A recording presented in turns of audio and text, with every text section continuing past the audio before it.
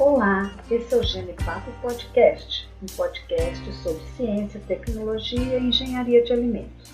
Eu sou Fátima Bucher Albinati, professora do curso de Engenharia de Alimentos na Universidade Estadual de Feira de Santana, aqui na Bahia. Estamos na nossa segunda temporada, onde falaremos sobre experiências profissionais de engenheiros para futuros engenheiros de alimentos e para nossos queridos ouvintes. No episódio de hoje, vamos bater um papo com as engenheiras de alimentos Lívia Bastos e Silvana Palmeira. Estarão com a gente as graduandas Alexia e Amélia. Olá, meninas! Oi, pessoal, eu sou a Alexia. Eu estou muito feliz aqui de que vocês aceitaram o nosso convite, para bater esse papo com a gente. E estou muito feliz que o nosso ouvinte está aqui nos escutando na nossa segunda temporada. Oi, pessoal. Eu sou a Amélia. Estou muito feliz de estar participando aqui, fazendo a minha primeira gravação no Genipapo. E será um prazer gravar essa entrevista com as meninas. Olá, tudo bem, professora Fátima? Olá, Alessia. Olá, Amélia. Olá, Silvana. Bom rever a professora, é bom rever Silvana e prazer em conhecer as meninas. Eu estou muito feliz em estar aqui participando desse podcast. Muito bom ter você aqui, Lívia. Olá, meninas, também é um prazer. Sempre é um prazer participar de todas as atividades da universidade. Então, espero que o nosso podcast hoje seja bem sucedido e a gente possa levar uma mensagem legal para o pessoal, que está aí ainda estudando. Isso, muito bom, Silvana, ter você aqui também junto com a gente.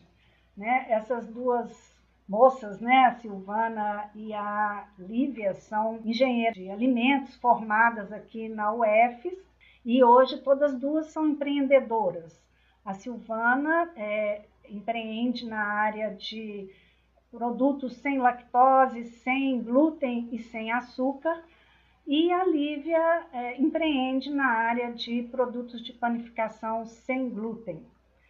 Então, meninas, eu gostaria de saber de vocês como foi o início da carreira de vocês. Explica aí para nossos ouvintes como vocês começaram a carreira de vocês, ou o caminho inicial mesmo para essa profissão. Então, eu fui da primeira turma de engenharia de alimentos. Na época a gente não tinha ainda muito conhecimento do que era o profissional de engenharia de alimentos, mas eu associei a minha afinidade com a área de exatas, que eu já tinha uma afinidade com física, matemática, e a paixão pelos alimentos. Então eu achei super interessante a proposta do curso. E ingressei em 1999.1. Durante a graduação eu fiz alguns estágios, fui monitora, inclusive, da professora Fátima na disciplina de análise físico-química de alimentos. Estagiei em laticínio e numa fábrica de sopa, uma organização social que distribuía sopa para as crianças carentes do estado da Bahia. E eu tive a oportunidade, no estágio, de mostrar um pouco dessa minha paixão pela engenharia de alimentos, dessa minha paixão principalmente pela área de pesquisa e desenvolvimento. E os profissionais, a engenheira de alimentos da época, gostou muito do meu trabalho e acabou me contratando quando eu formei, que foi em 2005.2. Assim que eu formei, eu fui contratada pela nossa sopa para continuar o trabalho que eu tinha desenvolvido no estágio. Olívia, você foi colega de Silvana também, Vocês também juntas faziam parte da primeira turma.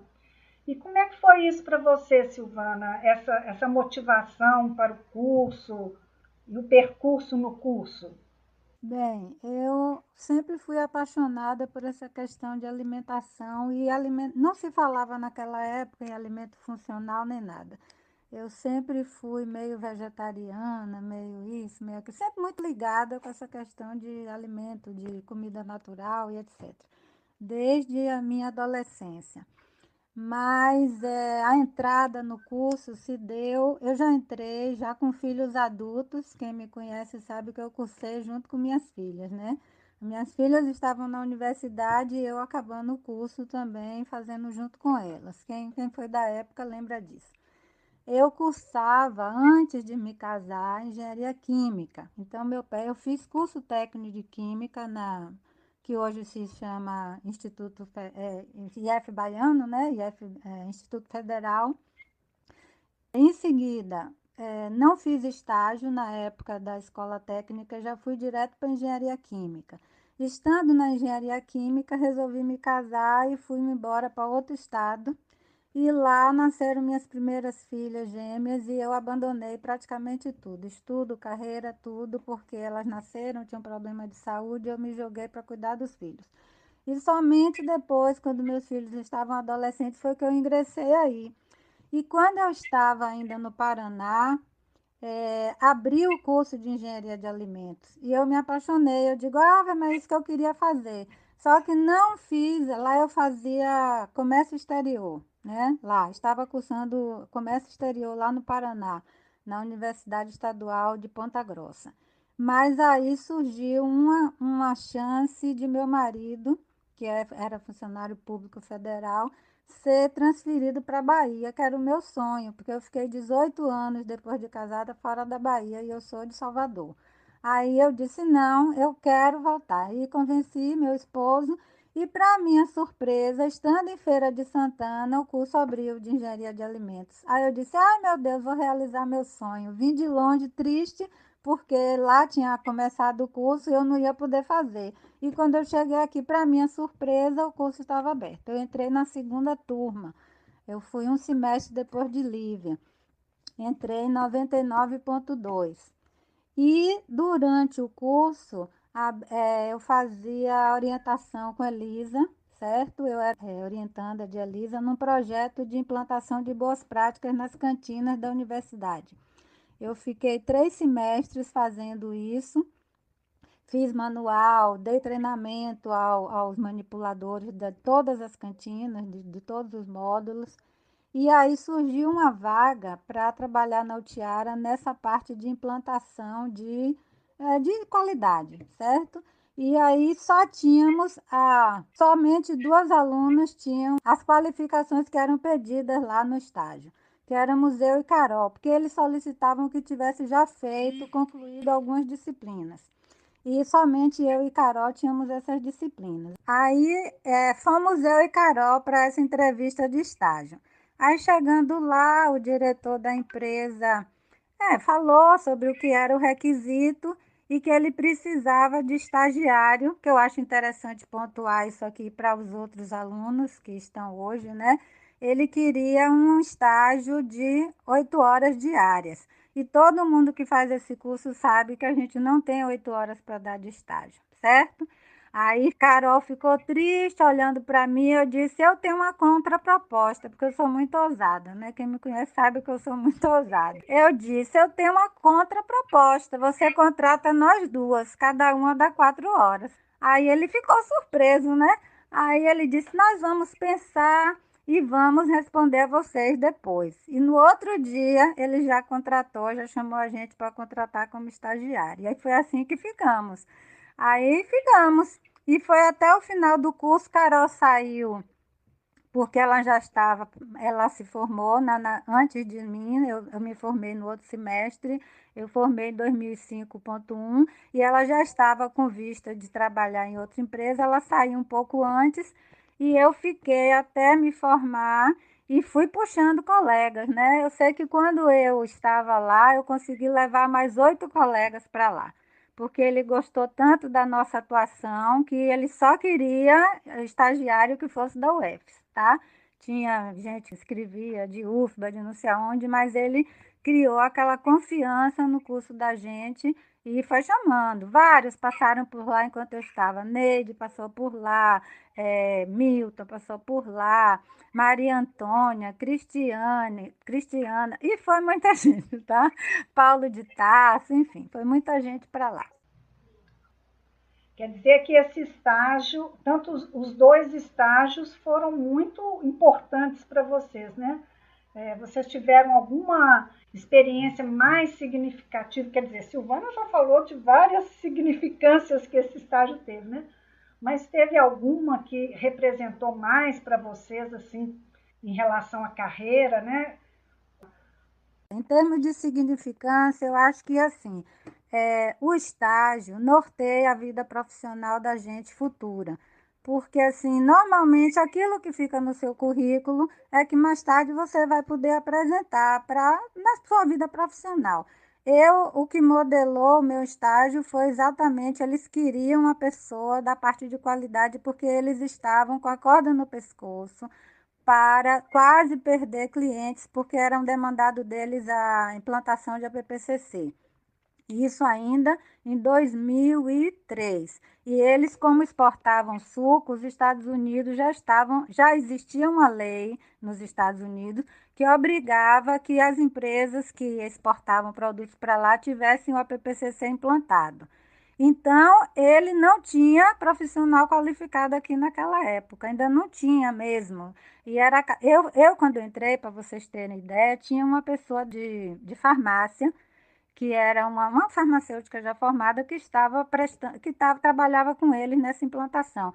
E o negócio estava amarrado, já tinha 3 meses, e eles já estavam com prazo exíguo para fazer essa certificação. Aí eu me propus, era tudo em inglês, porque esses formulários, todo o processo tinha que ser feito escrito no idioma inglês, porque era tudo para exportação para a Europa. E até a questão do certificado foi feito com um organismo externo, né? Foi feito, no caso, com um organismo da Suíça. Enfim, e aí eu me joguei, né? Porque eu lia bem inglês, escrevia bem inglês, e aí, sabe aquela coisa, a pessoa certa, no momento certo, no local certo. E ela, a moça, apesar de ser formada tudo, ela ficava com o dicionário traduzindo as coisas. Chegava uma coisa, ela ficava traduzindo ali, eu não, eu lia e já ia respondendo as coisas, certo?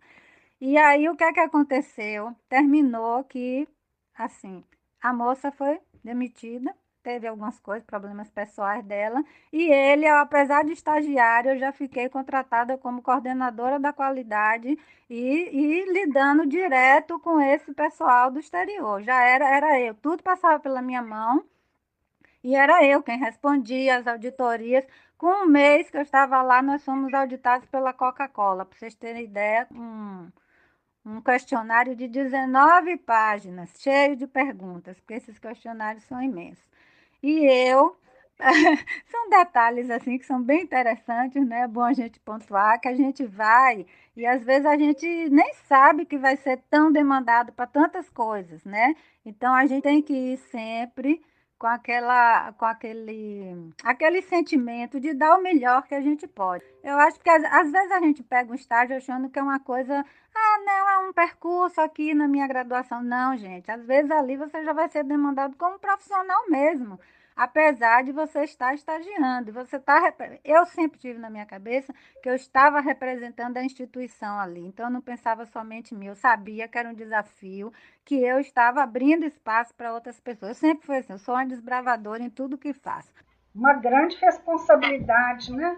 Mas aí foi assim. E aí eu já virei coordenadora da qualidade. Até o fim, até quando fiquei lá, fui coordenadora da qualidade. Eu acho que dessa fala dela aí, eu achei muito importante o fato de que ela já falava ou entendia muito bem o idioma, né? A gente percebe o tanto de oportunidades que a gente pode usufruir se a gente tem um conhecimento legal de outro idioma, principalmente o inglês. Então, é uma dica de graduação para as pessoas que estão se graduando ainda, procurar se conhecer melhor, né? E eu achei muito importante também ela dizer que o estudante fazendo um estágio já tem que ter a responsabilidade de que ele está representando a instituição de onde ele veio e a possibilidade de abrir caminhos para os colegas, né? E você, Lívia, como foi? Olha, professora, eu digo que toda experiência ela é válida, né? Óbvio que durante o percurso a gente vai seguindo um caminho de acordo com o que a gente tem afinidade. Eu não foi à toa que eu fui monitora da disciplina de análise físico-química foi a primeira disciplina que eu me apaixonei de verdade na faculdade, né? Quando eu entrei naquele laboratório, que eu comecei a fazer as análises, que eu vi que aquilo ali enchia meus olhos e eu era apaixonada e eu estudava com o maior prazer do mundo, eu já sabia que aquela área, né, de controle de qualidade poderia ser um caminho a ser seguido. Quando eu fui fazer o estágio no laticínio, eu fui estagiar no laboratório. Então, assim, já indicava que esse caminho de controle de qualidade era algo que me interessava, né? Aí, uma outra disciplina que eu me identifiquei bastante na faculdade foi a análise sensorial. E no meu estágio supervisionado, um dos trabalhos que eu fiz foi de desenvolver, né, aprimorar a sopa, né, aprimorar o produto nossa sopa. Então, eu fiz algumas modificações na formulação, usei a estratégia da análise sensorial, treinei equipe, fiz todo um trabalho de base e, por conta dessa disciplina de análise sensorial, eu tive condições, né, e competência técnica para fazer as análises adequadas. Então, tudo que todo o meu trabalho, né, de estágio e de monitoria foi fruto da afinidade que eu tive com algumas disciplinas, né? Então, pesquisa e desenvolvimento também foi outra disciplina que eu me identifiquei bastante. Então, hoje, inclusive, a área que eu mais gosto de atuar dentro da minha empresa é na área de pesquisa e desenvolvimento, é na área de desenvolvimento de novos produtos. Então, é importante ter essa sensibilidade, né, quando está na graduação, de saber o que me atrai mais, o que eu tenho mais afinidade. Silvana falou da área de garantia da qualidade, né, de implantar sistemas de qualidade, ou seja, ela, na faculdade ela já fez um trabalho de boas práticas com as cantinas, já foi contratada para implantação do sistema de APPCC, ou seja, é importante a gente ter essa sensibilidade quando a gente está na graduação para saber qual área a gente tem mais afinidade. Então, respondendo à pergunta, eu acho que todas as experiências que eu tive foram importantes dentro daquilo que me trouxe muito prazer, né? E eu acho que isso tem muito reflete muito em como a gente acaba atuando no estágio, né? De ter muita proatividade, de ter prazer, de ter paixão em estar fazendo aquilo. Eu acho que todas duas já tem algum tempo de formadas, né? E tiveram um percurso bem interessante dentro da profissão. Se vocês pudessem relatar rapidamente, mais ou menos, o caminho que cada uma percorreu até chegar onde vocês estão hoje, que é o que a gente quer explorar um pouquinho mais, né? O empreendedorismo. Então, se cada uma puder falar um pouquinho sobre o seu caminho depois de formadas, né? Os desafios que vocês tiveram, aonde vocês participaram, seria interessante. Bom, então eu vou falando, já tomo a dianteira. Os caminhos que eu percorri, eu acho, em primeiro lugar, eu quero pontuar uma coisa que eu acho interessantíssima. O nosso curso é um curso que ele tem um amplo espectro para a pessoa poder trabalhar. Muito. Você pode trabalhar em N coisas que você quiser. Eu trabalhei em um monte de coisa. Eu não me imaginava trabalhando em indústria, mas foi lá que eu caí, certo? E fiquei. Fiquei nessa empresa até me formar, trabalhei mais um ano e meu trabalho chamou a atenção e o concorrente ficava me assediando, me mandava mensagem quase todo mês, querendo que eu fosse para outra empresa.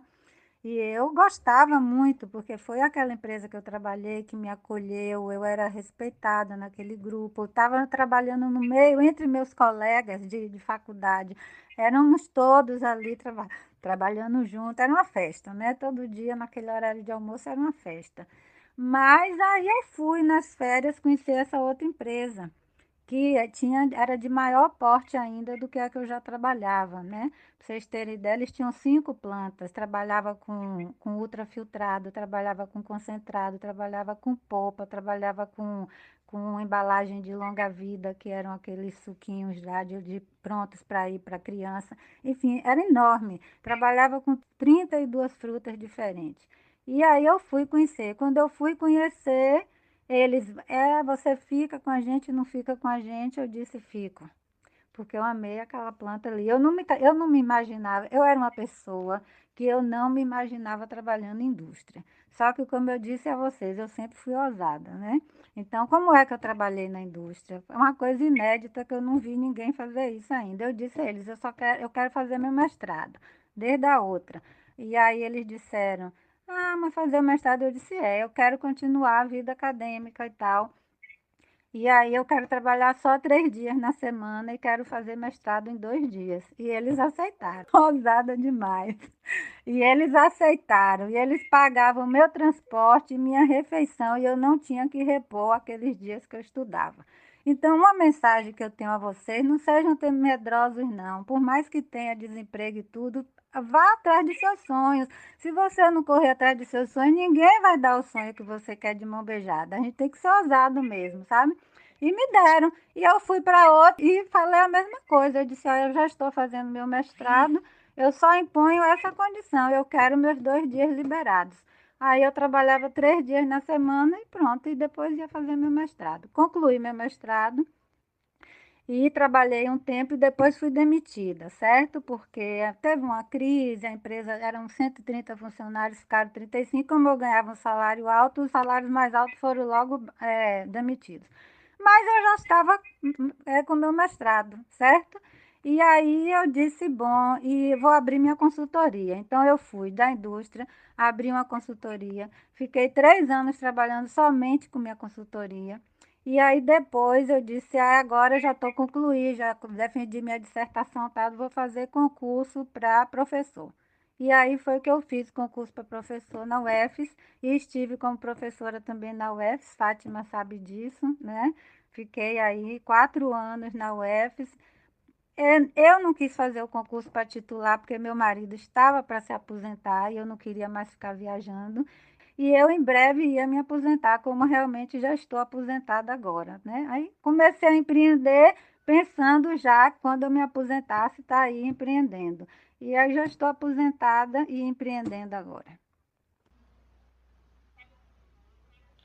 Foi professora na UFES, contribuiu muito para muitas turmas, uma professora muito querida também, professora homenageada inúmeras vezes, foi muito, muito importante a participação de Silvana lá. E você, Lívia, como é que correu aí a sua carreira até esse momento? Pois é, né? A gente formou, eu formei, Silvana também, a gente foi contratada pela empresa que nós estagiamos, né? Cada uma na sua empresa.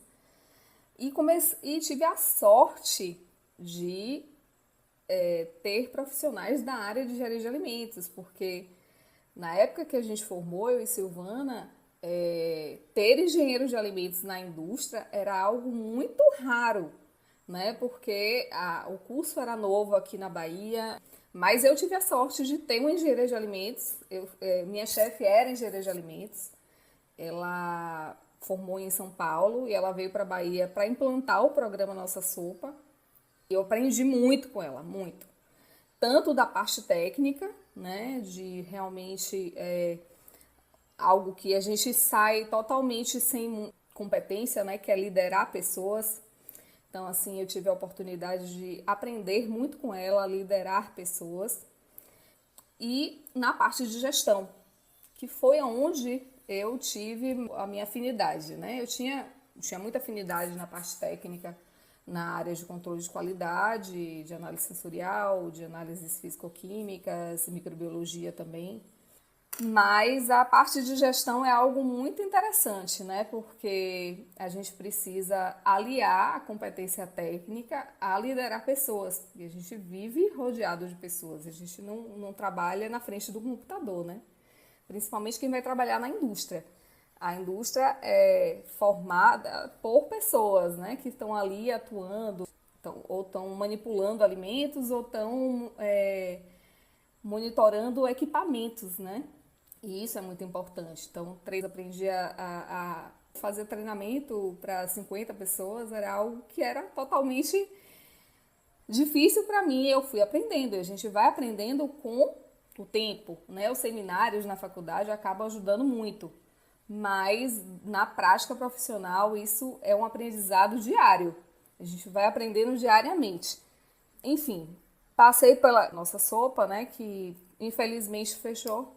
Olívia, deixa eu só te interromper um pouquinho, porque eu me lembro que eu trouxe a engenheira de alimentos da nossa sopa para fazer uma palestra para uma turma aqui na UFES, né? Como engenheira de alimentos, né? Foi emocionante, os alunos participaram bastante, né? Era o primeiro engenheiro de alimentos ao vivo, trabalhando na indústria que os alunos viam, né? Foi muito interessante, eu não me lembro o nome dela. Cristiane Scutera. Ela é muito boa, profissionalmente falando. Eu digo que brinco sempre com ela, porque eu tenho contato com ela até hoje, e que eu sou realmente a cria dela, né? Porque eu me desenvolvi profissionalmente muito por conta de Cris, principalmente na parte de gestão. Tecnicamente falando, a técnica, a gente traz muito, né, da faculdade. A gente tem pelo menos acredito que até hoje tenha, mas assim, a gente tinha uma base técnica muito boa. A gente teve, né, Silvana, uma base técnica muito boa. Mesmo na nossa época, sem laboratórios adequados, laboratórios improvisados, mas a gente tinha uma base técnica muito boa. Um começo de curso, né, com suas dificuldades, mas que vocês tiveram condições de superar e a gente fazer o melhor, né? Sim, com certeza. E a gente acabou desenvolvendo algo que talvez se a gente tivesse os laboratórios, a gente não tivesse desenvolvido, que é realmente de correr atrás, né? De correr atrás de fazer o melhor. De se encantar quando a gente via uma indústria, de visitar uma indústria, que a gente via os equipamentos, era algo assim muito, muito mágico para a gente, né? E acredito que esse lado nosso foi muito desenvolvido. Não prejudicou de maneira nenhuma o nosso desenvolvimento, muito pelo contrário, eu acho que nos fortaleceu, né? As dificuldades nos fortaleceram muito. Abriu as portas, né? A gente acabou abrindo as portas para outros profissionais de engenharia de alimentos entrarem no mercado, né? Mas voltando à minha experiência profissional, eu saí um pouco da indústria em 2014, mais ou menos, e fui para o varejo. No varejo eu tinha contato com a indústria, fazendo auditoria nas indústrias. Eu era responsável em fazer a controle de qualidade dos fornecedores que a gente tinha. Então, eu ia visitar as indústrias, fazia um checklist que a gente criou, que a gente montou, baseado no programa de boas práticas, alguns pré-requisitos de APPCC. Eu fazia um cálculo, né, para ver se aquele fornecedor estava adequado ou não para estar no nosso supermercado, na nossa rede de supermercado. Com o tempo, eu fui me destacando na área de gestão e fui convidada pelo diretor de operações na época para ser assessora dele. Então, eu saí totalmente da área técnica e fui para a área de gestão mesmo. Então, saí da visita das indústrias para realmente atuar na venda dos produtos que a gente comercializava. E então, em 2018, a empresa ela foi vendida e todos os funcionários foram demitidos da empresa que eu trabalhava. E eu me vi numa situação que eu estava com um cargo um pouco, né, acima do que o mercado estava oferecendo. E eu fiz assim... E eu tinha acabado de descobrir uma doença autoimune, que é a doença celíaca. Não sei se todo mundo conhece, mas é uma doença que se manifesta na presença do glúten, do consumo do glúten. E eu acabei desenvolvendo alguns produtos para atender às minhas necessidades particulares, que foram os pães. Eu me fiz a pergunta, por que não eu não colocar esse produto à venda? Né? Por que não eu não produzir para que outras pessoas, assim como eu, que não podem comer glúten, não tenham a oportunidade de comer um produto de qualidade e seguro? E assim, em setembro de 2018, eu montei, né, junto com meu marido e sócio, a gente montou a marca de Salvatore e iniciamos o projeto e até hoje estamos aí no mercado, já em quase 50 lojas, fornecendo pães, pizzas, inclusive Silvana é uma das nossas clientes que vende os nossos produtos. Lívia, o que levou você a empreender nessa área, né? E o que vocês poderiam falar para os nossos ouvintes, né, a respeito das atividades que vocês exercem hoje? Como é que é essa coisa de empreender, né, que hoje está muito forte no mercado? Como é que tem sido esse percurso? Quando eu comecei lá em 2018, Fátima, eu fazia tudo, né?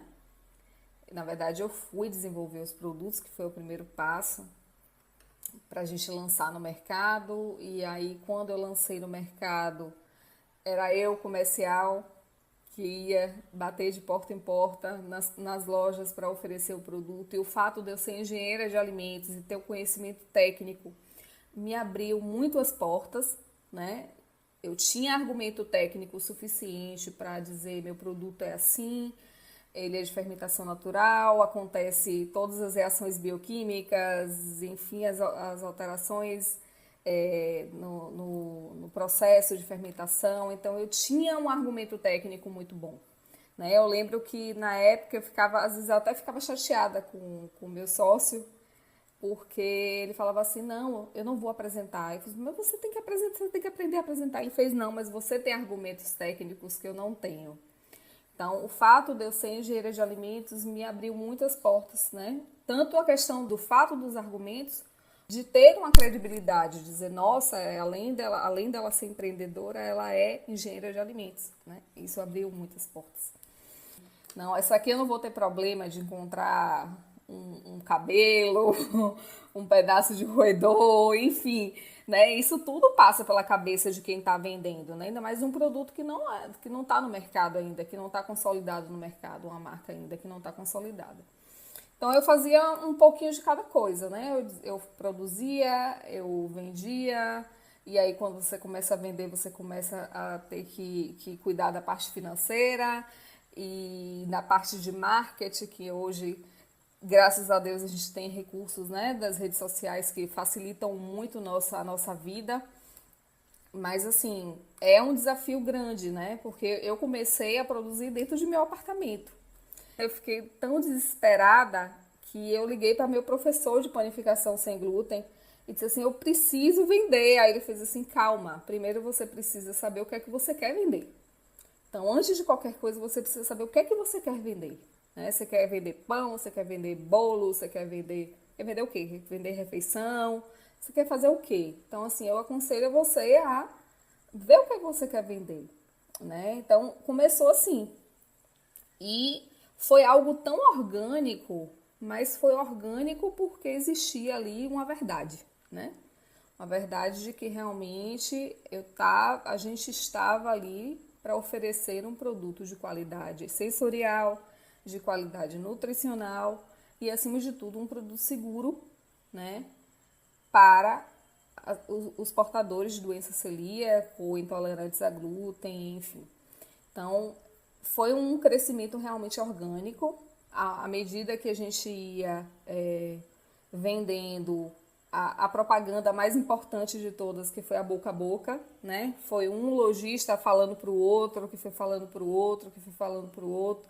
E a gente foi conhecendo produtores também locais que indicavam a gente para algumas lojas, e isso foi crescendo, essa rede ela foi ampliando, foi crescendo organicamente. até que chegou um momento que meu apartamento não dava mais, né? Todo mundo sabe que pão é volume. Então, assim, eu tinha um quarto do meu apartamento se transformou num resfriador. Era estantes de resfriando pão, e o prédio era tomado por um cheiro absurdo de pão. Minha vizinha de baixo me interfonava perguntando o que é que estava acontecendo, porque se eu estava fazendo pão, que ela queria pão. Enfim, aí eu tive que sair do apartamento e alugar um imóvel maior, né, que eu conseguia adaptar à minha realidade no momento. E tô nesse imóvel até hoje e, assim, o imóvel, cada dia que passa, a gente abre mais um vão. Eu gostaria de pontuar aqui na fala das meninas. Como elas falaram, né? Tipo, todas essas experiências delas levaram elas até onde elas estão hoje. Eu achei muito interessante e eu acho que isso é muito importante, a gente ter várias experiências, perceber que cada uma dessas experiências é um degrau para o próximo, para o presente, né? Que vocês estão hoje empreendendo. Foi muito interessante isso. E lembrar também das disciplinas, né? Que ajudaram vocês a chegar onde vocês estão. Temos que ficar atentos, né?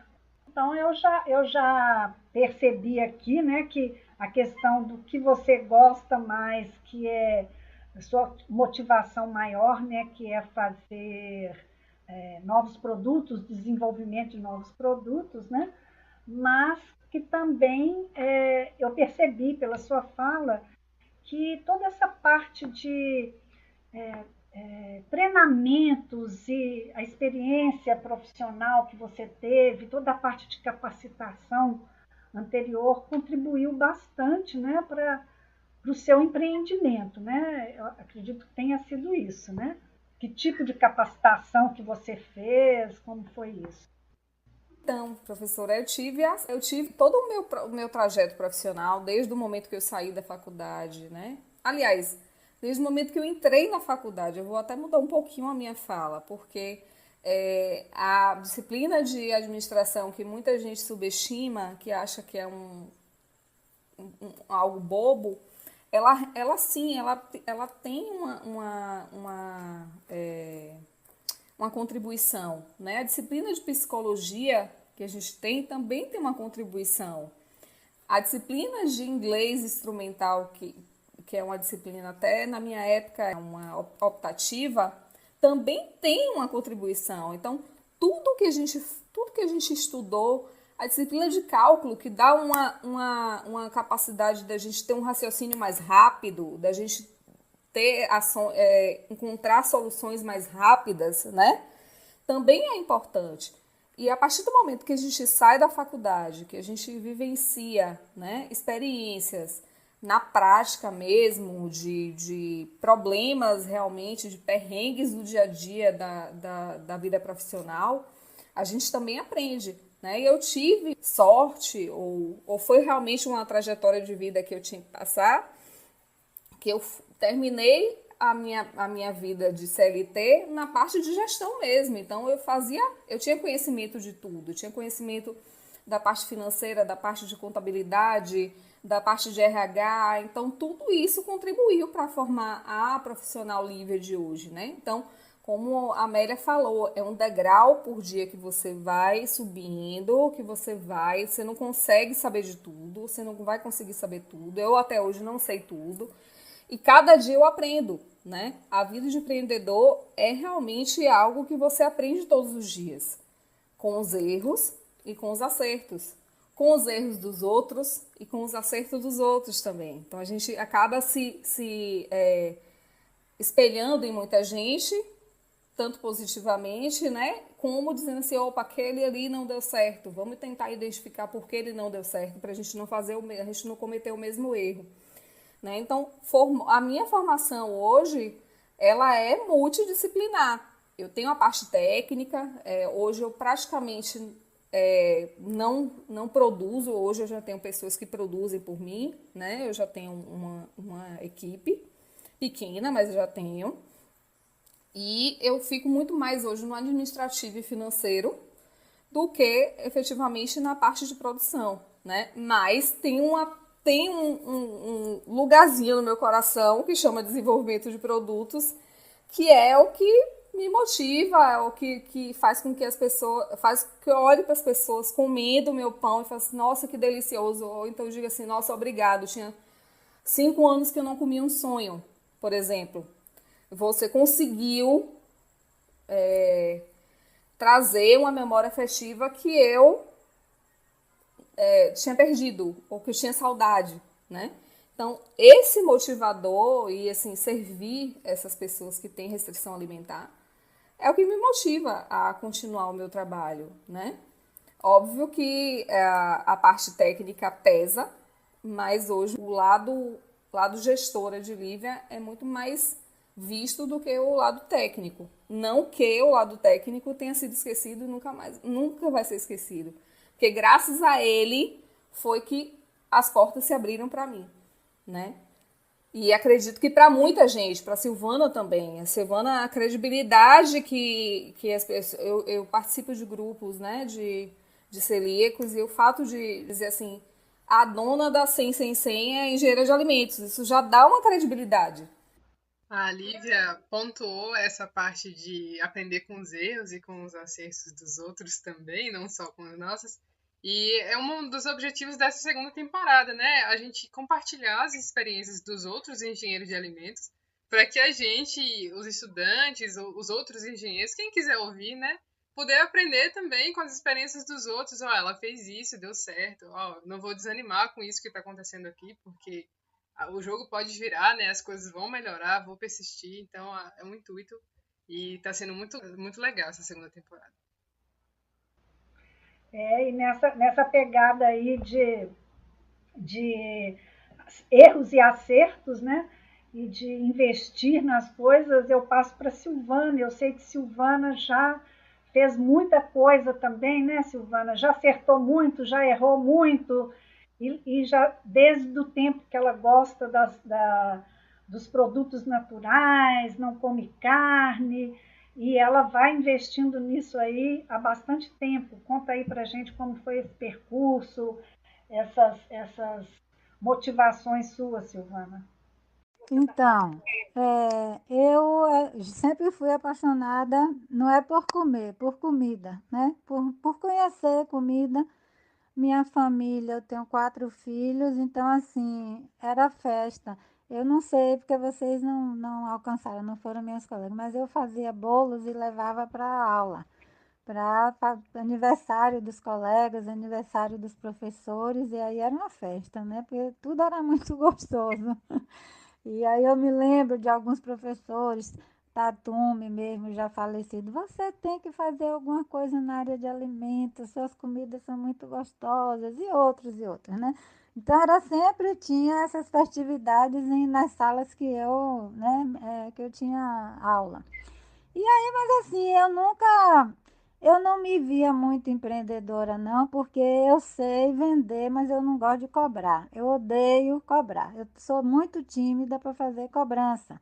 Então, eu nunca me imaginava empreendedora, porque eu pensava assim, ah, meu Deus, eu vou tomar muito calote e eu não tenho coragem de cobrar, né? Porque a pessoa vai virar, vai me dar um calote e vai ficar por isso mesmo, porque eu não vou saber cobrar. Bom, mas aí a gente vai amadurecendo, minha filha casou, meu genro, ele é diabético, e aí eu fui pensando, né? Agora não, que até acha muito alimento para diabético, mas era tão difícil assim, alguns anos atrás, achar um alimento gostoso. E eu colocava na minha cabeça assim, não, o alimento tem que ser gostoso. Ele tem que ser um alimento que sirva para a pessoa, para a necessidade daquela pessoa, mas ele tem que ter sabor. Como é que a pessoa vai perder aquele gostinho de comer aquela comida gostosa? E aí eu comecei a desenvolver produtos, assim como Lívia também, pensando no público inicialmente diabético. E aí eram produtos deliciosos, que a pessoa comia e dizia assim, não, mas isso aqui não é um produto, não é a textura boa, praticamente semelhante ao produto normal, né? Dito normal. E aí nessa ida eu comecei com a empresa chamada Bolo em Sua Casa. Qual era a minha motivação, além dessa de fazer um alimento? Viajar, né? Eu amo viajar. E aí eu precisava ter dinheiro extra para viajar. Aí eu dizia, não, eu vou fazer isso aqui, vai ser a minha poupança para a viagem. Aí comecei a participar de feiras e tal, dava aula, isso aí já professora, não, na UFES eu acho que eu já comei o embrião. Depois, aí quando eu quis ficar só aqui em Salvador, como eu disse a vocês, meu marido ia aposentar, eu disse, não quero mais viajar não, quero ficar com ele, quero fazer caminhada com ele, quero não sei o que, enfim. Aí eu comecei a fazer esses bolinhos e eu ensinava numa faculdade particular, né? E tinha aqueles professores que olhavam assim, ô, coitada, acho que ela está precisando muito, né, para estar fazendo esses bolinhos, né? E eu nem estava aí, porque eu sou muito motivada. Quando eu boto uma coisa na cabeça, aí pronto. Quando eu pensava que às vezes eu puxava o carrinho levando minhas coisas, e eu pensava assim, aqui é para viagem tal. Isso aqui eu já sei que eu estou fazendo isso, que é para juntar meu dinheiro para viajar para não sei para onde. E era dito e feito. Eu não pensava mais em nada, eu já me imaginava viajando, curtindo. E assim eu viajei, fui para a Índia, fui para a Turquia, fui para Israel, fui para não sei para onde, fui para a Espanha, enfim. Então, cada vez aquilo era o meu motor propulsor, certo? Além de trabalhar, eu não pensava, então, o meu motor propulsor era o lazer, né? E aí eu fui desenvolvendo, era um trabalho tão prazeroso, porque eu via lá no final aquilo lá, né? E aí fui desenvolvendo, depois apareceu gente celíaco, quando eu ia expor nas feiras, sempre aparecia gente celíaco e dizia, oh, desenvolva produto para celíaco, porque eu não sou na seara de livro. Livro é bolo, é panificação, não é a minha seara, não suporto. Meu negócio é bolo, é sobremesa, é docinho, né? E aí eu comecei timidamente a trabalhar, a fazer as coisas, né? Mas ainda não tinha aquela separação e eu ficava meio temerosa, porque o celíaco é bastante desconfiado, né, Lívia? Ai, não, tem contaminação cruzada, não sei o que. Eu disse, bom, aí se eu for partir para trabalhar com esse público, vai ter que ser uma área mesmo, né, isolada, que não vai trio, que não vai nada. Aí fui. E por último, me apareceram as pessoas com intolerância à lactose. Aí, nessa conversa para lá e para cá, eu fui dar consultoria a uma empresa do meu ex-chefe, daquela primeira empresa que eu trabalhei lá, que eu fiz meu estágio, etc, etc. Ele precisava certificar agora, não mais comida, não tinha nada a ver com comida, para você ver como abre um leque tão grande, era certificar pellets, tá? Pellets para exportar para a Europa para o inverno, pellets de eucalipto. E tinha um certificado que praticamente aqui ninguém sabia trabalhar com essa certificação. E ele, como já sabia que eu tenho essa capacidade de ler e aprender, ele disse: eu vou lhe mandar os manuais da certificação. E assim foi, eu li esses manuais e preparei a empresa para certificação. E ela foi certificada de primeira. E o homem ficou impressionado, porque ele disse que 20 anos que ele audita, ele nunca tinha visto um manual tão completo e um sistema tão bem implantado. E foram certificados, certo? E aí nisso, nesse período, enquanto eu estava dando a consultoria, eu levei meus bolinhos, né? Eu digo, vou levar meus bolinhos para vocês provarem. Aí ele ficou encantado. E aí me propôs sociedade, que é o meu sócio, né? E nisso aí foi feita uma cozinha, uma loja e tal. E aí eu saí daquela coisa mais doméstica para ir já para uma coisa de um porte maior. Foi assim. Nossa, que experiência incrível, né? E a questão de trazer o seu primeiro chefe para ser agora o seu sócio pela sua capacidade de trabalho, isso é incrível, é muito legal. E eu, assim, eu estou encantada com tudo que vocês estão contando, né? Eu sei de algumas histórias pessoalmente, mas foi muito legal. E vocês entraram por todos os assuntos que a gente queria falar, sobre os desafios que vocês enfrentaram. E acho que nós estamos quase caminhando já para o final da nossa entrevista. E eu gostaria que as meninas, se a Amélia e a Alexia tiverem alguma pergunta para fazer para vocês, que possa complementar aqui a nossa entrevista. Eu tô adorando as histórias das duas também. Eu acho que é um ramo muito interessante, é um ramo em crescimento, né? Tem um moleque bastante aí ainda abrindo e abrirá ainda bastante. Eu queria saber, fiquei pensando quando vocês estavam falando, se vocês podem pontuar a principal dificuldade que vocês sentiram quando vocês começaram a trabalhar com esses produtos mais restritos, né? Porque a gente sabe que os produtos convencionais, da história dos alimentos mesmo, eles têm glúten, eles têm açúcar, eles têm, então, lactose também, né? Qual foi a principal dificuldade que vocês enfrentaram nesse mercado novo? Então, Alexia, o que eu mais tive dificuldade foi de encontrar insumos certificados, né? Porque, assim, pensando na panificação, especificamente na panificação sem glúten, quando a gente fala no glúten, a gente fala num produto único, né? O glúten, ele é uma rede que tem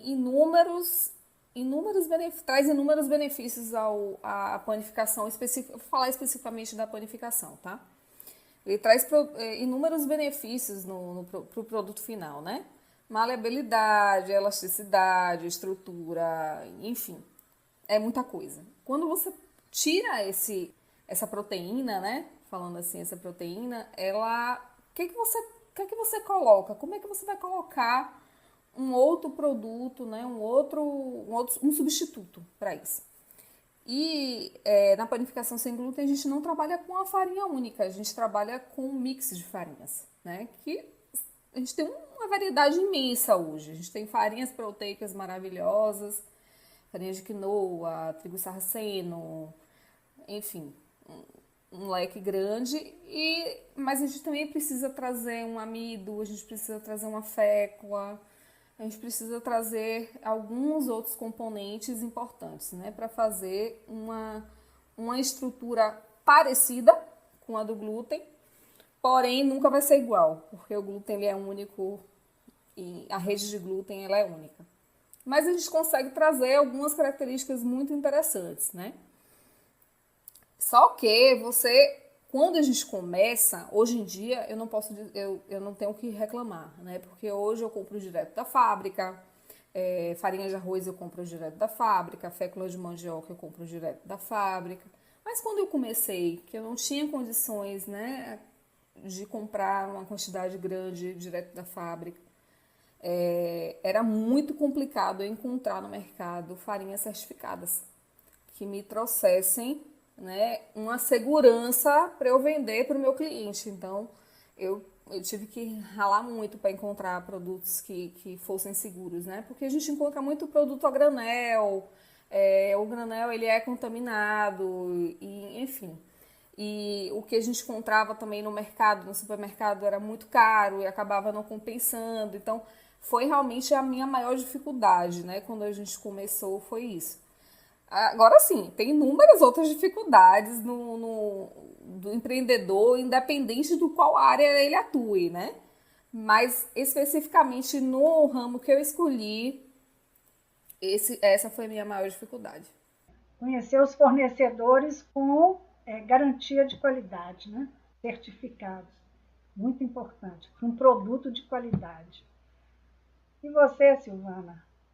O que eu achei difícil foi convencer as pessoas que não degustavam o produto, que aquele produto era gostoso, porque era uma desconfiança tremenda, era um preconceito enorme. Aí você chegava, fiz muita feira, né? Sempre em feiras, tanto feiras abertas como feiras em órgãos públicos. E as pessoas olhavam com aquela cara de nojo, sabe? Porque elas acham que deve ser horrível, um produto que é sem açúcar, sem glúten, sem lactose. Ainda perguntava, tem gosto de que isso? Eu dizia, você que vai dizer, aqui tem degustação. Tinha gente que olhava com aquele nojo assim, como se sai fora, que eu não vou botar isso em minha boca. Mas, à medida que alguns se aventuravam e tinham essa coragem, o olho ficava crescido assim, de surpresa mesmo, né? E aí aquela surpresa ia contaminando às vezes os vizinhos e tal. Sempre foi muito difícil essa penetração, muito. Mas hoje não tem mais esse preconceito, porque tem a questão do boca a boca. Um vai dizendo, é gostoso. Olha, eu já cansei de ouvir gente comer o brigadeiro, que é o brigadeiro sem, e dizer assim, mas menina, o seu brigadeiro é mais gostoso do que o tradicional.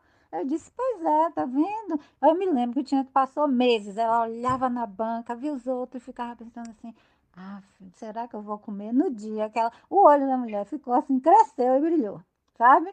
E aí, depois disso, ela passou a comprar toda semana. Ela comprava, não era pouca coisa, não, fazia a feira dela. Então, assim, para mim, o que foi difícil foi desmistificar o cliente, ele entender que aquele produto podia ser tão gostoso, tão uma experiência, né? Aquela experiência podia ser tão prazerosa quanto comer o natural. E você sabendo que aquilo é saudável, melhor ainda. Então, o pessoal já diz hoje, esse eu vou comer sem culpa. E aí, né? Come mesmo. Então foi esse, para mim foi esse o desafio. Eu tenho uma pergunta também. Foi muito bom ouvir vocês, as experiências e tudo. A gente sabe, né, que esses produtos que vocês vendem, esses produtos com essas características, eles costumam ter um preço elevado. Como foi para vocês ter que conciliar isso de vender um produto seguro, um produto com qualidade, gostoso, e o custo, né, de vender para as pessoas o preço? Então, Amélia, a gente tem que entender que, primeiro, o produto ele tem que estar adequado ao que o mercado pratica, né? Então, assim, é um produto caro, mas o mercado pratica esse preço, né? Então, assim, não existe. Hoje o meu produto é um produto que tem um valor agregado alto, né? Que tem um preço mais elevado que um pão, por exemplo, um pão com glúten. Porém, ele está dentro da média do que os meus concorrentes ou os concorrentes do mercado praticam, né? Se o meu produto está dentro dessa média, eu não tenho por que ter medo. Eu teria que temer se meu produto estivesse muito acima da média do que os meus concorrentes praticam, né? Então, a gente tem que ter essa consciência. Óbvio, você encontrar um fornecedor certificado hoje é muito difícil. Eu não posso comprar, por exemplo, uma fécula de mandioca numa feira livre, né? Eu tenho que comprar uma fécula de mandioca de uma indústria que emita laudos, que realmente me garantam que aquele produto é livre de contaminação por glúten, né? Então, tudo isso gera um custo extra. Dentro da minha produção, eu tenho alguns custos extras, fora a produção de alimentos já é cara, né? Porque você tem que adequar toda a sua estrutura de acordo com o que as normas sanitárias pedem, mas eu tenho alguns custos extras na minha produção. Vou dar um exemplo. Eu tenho que disponibilizar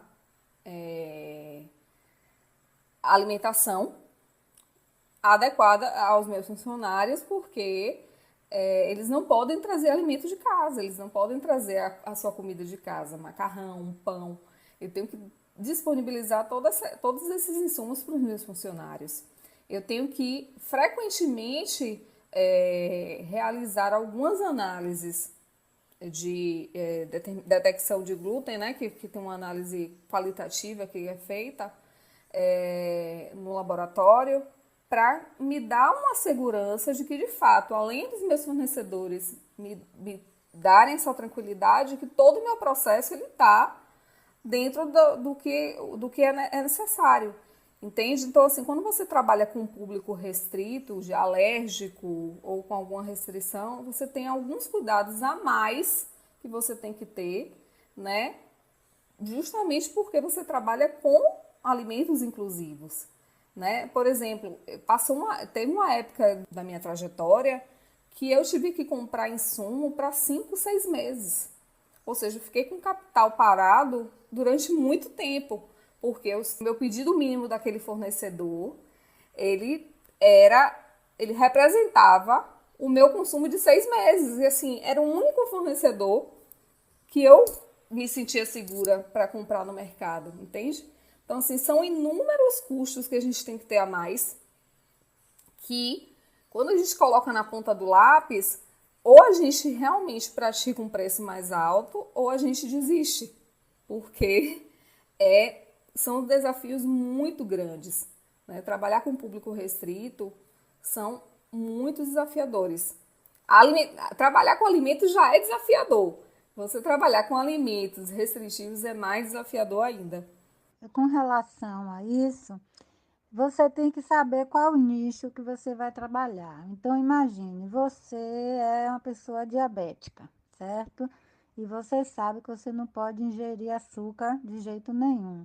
e você gosta de comer coisas com sabor doce, né? Porque a gente gosta de sobremesa, a gente gosta de bolo, a gente gosta de comer coisas doces, né, no geral. Doces mesmo, sobremesas, etc. E você sabe, qualquer um que for no mercado sabe o preço de um adoçante, certo? O próprio consumidor, ele também está acostumado a comprar e ele sabe o preço de um insumo desse. E se ele quiser comer alguma coisa com sabor adocicado, ele sabe que vai ter que pagar mais por aquilo, ou ele não vai comer o alimento dele com sabor adocicado, ou seja, ele sabe que vai ter que pagar mais por aquilo. Então, o nicho que eu trabalho é um nicho que tem consciência disso. Quanto é o preço de um xilitol, quanto é o preço de uma sucralose, quanto é o preço de um eritritol, de um maltitol. Ele sabe, porque para ele comprar para consumir na casa dele, ele já tem consciência do preço disso. E, obviamente, ele entende que para ele comprar o produto de um outro que vai revender, para ele vai fazer, ainda tem o trabalho de elaboração e tal. Então, assim, eu não tenho até tanta dificuldade com essa questão de preço, porque já é um nicho dedicado, né? Mais até do que o celíaco, acho que o diabético ele não pode mesmo. O celíaco também sabe disso, mas eu digo, as farinhas são até mais baratas do que os adoçantes. Para mim, tipo assim, a farinha especial não é uma coisa caríssima, porque hoje quanto é que eu pago? É um quilo de xilitol, está entre 60 e 70 reais, entendeu? E o xilitol é usado na mesma proporção do açúcar, veja bem. Se você bota 2 xícaras de açúcar, você tem que botar 2 xícaras de xilitol. Então, assim, a pessoa tem consciência disso. A substituição da farinha não é tão cara para mim do quanto o adoçante, né? Então, como eu comecei com diabético, esse desafio para mim já estava resolvido. Então, assim, meus produtos, a pessoa sabe que não pode ser daquele preço, não pode ter o mesmo preço. Se você paga de, sei lá, R$ 12 num bolo, no meu você vai pagar por uma fatia de bolo. Não é um bolo inteiro que vai custar R$ 14, é uma fatia que vai custar R$ 14, entende? Assim, então, o público que eu trabalho, ele tem consciência disso. E olha que assim, tanto, eu não estou falando aqui que é livre porque eu compro na mão dela. Não são produtos caros em hipótese nenhuma. Não são mesmo, porque e outra coisa, o nicho que ela escolheu foi para a loja. Ela não vende direto ao consumidor, porque ela sabe que tem que colocar num preço que para revenda ainda vai ter ainda, você vai colocar a sua margem também. Então ela escolheu trabalhar com esse público, já eu escolhi trabalhar com o consumidor final, né? Então assim, tudo isso, quando a gente é empreendedor, você já tem que ter o estudo de mercado. Quem é que vai atingir? Qual é o nicho de mercado? Aí você vai ter que correr atrás de fornecedores que você consiga ter uma margem, porque ninguém vai abrir um negócio para não ter margem. Você não vai trabalhar para não sobreviver daquilo, certo? Então, tudo isso tem que estar já. Por isso que antes de empreender, é bom que a pessoa tenha muita maturidade. Empreender não é muito fácil, né? Eu acho, hoje, vocês querem que eu fale, para mim, o meu doutorado foi empreender. Não existe, eu nunca aprendi tanto na minha vida quanto esses anos que eu tenho empreendido. Eu já fiz o mestrado, fiz seleção para doutorado, me preparei, etc. Sou uma estudiosa, né, Lívia? A gente não para nunca mais de estudar. Para empreender, você tem que, porque assim, o mercado é uma coisa muito dinâmica, os produtos sempre estão aparecendo novidades para tornar o produto assim mais aceitável, mais palatável, para você reduzir os seus custos. Vai aparecendo muita novidade, então assim, é o tempo inteiro estudando. O que eu compro de curso, vocês não têm nem noção. Isso aí, grandes empreendedoras, né? Vocês vão poder encontrar os deliciosos pães e produtos de panificação de Salvatore, né, da Lívia, na loja da Sensem da Silvana, né? E em várias cidades também, né, Lívia? Gente, esse nosso encontro aqui foi muito gostoso, adorei conversar com vocês, acho que o nosso público também. E nós vamos encerrando essa entrevista aqui com muito carinho e com muita alegria de ter tido vocês aqui com a gente nesse momento. Muito obrigada, Lívia, obrigada, Silvana, Amélia, Alexia e os nossos ouvintes. Eu que agradeço o convite, estou à disposição para compartilhar conhecimento sempre. É importante a gente estar trocando, né, essas experiências e passando, né, as nossas experiências para quem está aí na graduação, pensando o que é que eu vou fazer, com algumas inseguranças, com alguns sonhos. E eu deixo aqui meu recado dizendo que não deixem de sonhar, né? Sonhem mesmo. Mas o mais importante do que sonhar é realizar. Então, se vocês têm um sonho, foquem naquele sonho para que ele se realize, tá? Então, boa sorte para todo mundo. Eu agradeço muito o convite e estou à disposição sempre. Bem, eu quero agradecer o convite. Se vocês saibam disso, professores, colegas e agora essa turma mais nova, que a UF sempre estará em nossos corações, né? Então, sempre que eu tiver qualquer coisa relacionada ao UFES, eu estou com meu coração aberto, minha mente aberta, certo? E assim, como Lívia também, eu quero estimular sempre. Não parem de sonhar, sonhar é a coisa mais linda, mas sonhar e não fazer causa frustração. Então, bote a mão na massa. Quer realizar seu sonho? Vá correr atrás dele. Não fique esperando que os outros vão lhe dar de graça, não, porque sonho a gente tem que correr atrás do sonho da gente. É isso aí. Eu queria agradecer imensamente por proporcionarem esse bate-papo com a gente. E acredito que a Amélia também. Nós, estudantes, gostamos muito de ouvir esses relatos, a gente fica muito inspirada com isso. E acredito que o ouvinte também. Então, muito obrigada por participar e por esclarecer as nossas dúvidas sobre isso. Obrigada, gente. Foi ótimo estar com vocês e vai ser sempre um prazer ouvir experiências de pessoas assim como vocês. Muito obrigada.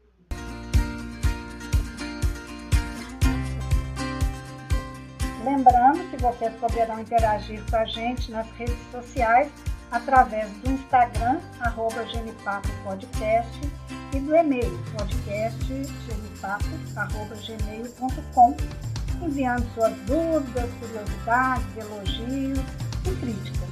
Será sempre uma alegria essa troca com você. Esse foi nosso episódio número 19 do Genipapo Podcast. Esperamos vocês aqui no nosso próximo encontro. Seguimos preparando conteúdos imperdíveis, interessantes. Fiquem ligados. Obrigada por nos ouvir e até mais.